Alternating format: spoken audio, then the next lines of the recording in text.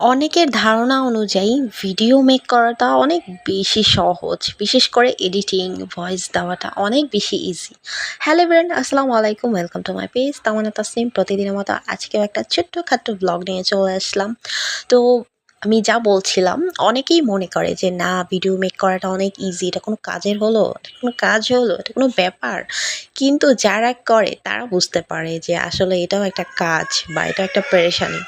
কারণ video make করা বা ভিডিও একটা গুছিয়ে তৈরি করে, মানে এক কথা এডিট করে সেটা আপলোড করাটা এতটা সহজ না। এটাও একটা সময় সাপেক্ষ। যেমন আমি সময়ের কারণে আমার সময় কিভাবে চলে যায় আমি নিজেও জানি না।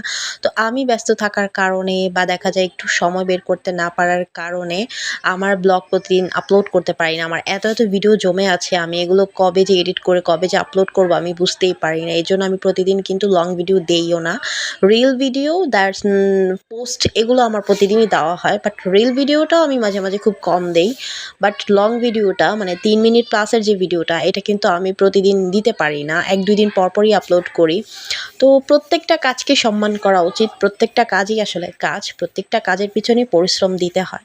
যেমন আমরা যারা কুকিং ভিডিওগুলো বানাই, নর্মালি ভিডিও ছাড়া যদি আমরা একটা কাজ করি, যে কোনো কাজই হোক, কুকিং, ইটিং বা এভরিথিং, সো যে কোনো কাজই হোক, আমরা যদি নর্মালি কাজটা করি তাহলে কিন্তু আমাদের অ্যাটেনশনটা শুধুমাত্র কাজেই থাকে। তখন আমাদের কাজটা অনেক তাড়াতাড়ি শেষ হয়ে যায়।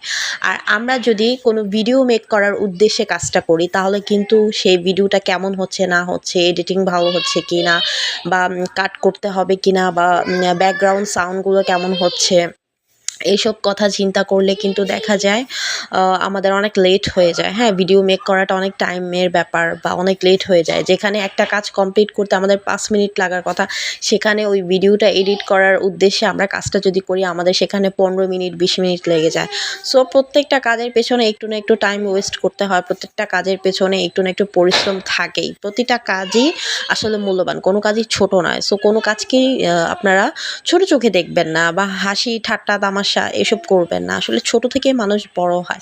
এই যে মানুষ ছোট ব্লগারদেরকে নিয়ে বা কন্টেন্ট ক্রিয়েটরদেরকে নিয়ে যে এত মজা করে, একদিন তারাই অনেক বড় হবে।